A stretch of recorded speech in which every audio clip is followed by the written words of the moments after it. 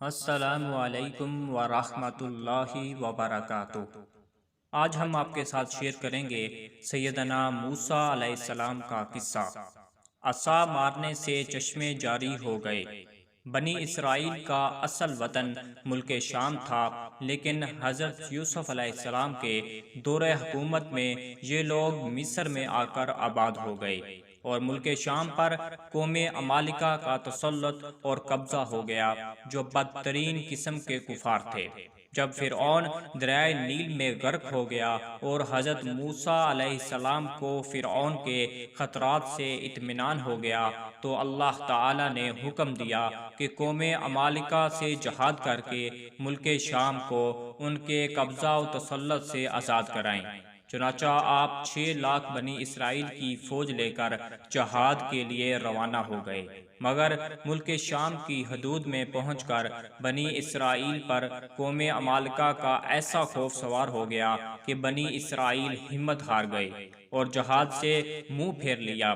اس نافرمانی پر اللہ تعالی نے بنی اسرائیل کو یہ سزا دی کہ یہ لوگ 40 برس تک میدان تی میں بھٹکتے اور گھومتے پھرے اور اس میدان سے باہر نہ نکل سکے۔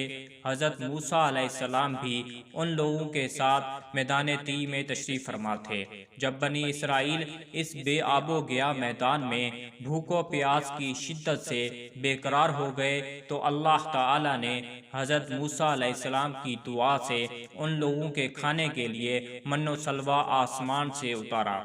من شہد کی طرح ایک قسم کا حلوہ تھا اور سلوہ بھنی ہوئی بٹیریں تھیں۔ کھانے کے بعد جب یہ لوگ پیاس سے بے تاب ہونے لگے اور پانی مانگنے لگے، تو حضرت موسیٰ علیہ السلام نے پتھر پر اپنا عصا مار دیا، تو اس پتھر میں 12 چشمے پھوٹ کر بہنے لگے اور بنی اسرائیل کے 12 خاندان اپنے اپنے ایک چشمے سے پانی لے کر خود بھی پینے لگے اور اپنے جانوروں کو بھی پلانے لگے، اور پورے 40 برس تک یہ سلسلہ جاری رہا۔ یہ حضرت موسیٰ علیہ السلام کا معجزہ تھا جو عصا اور پتھر کے ذریعے ظہور میں آیا۔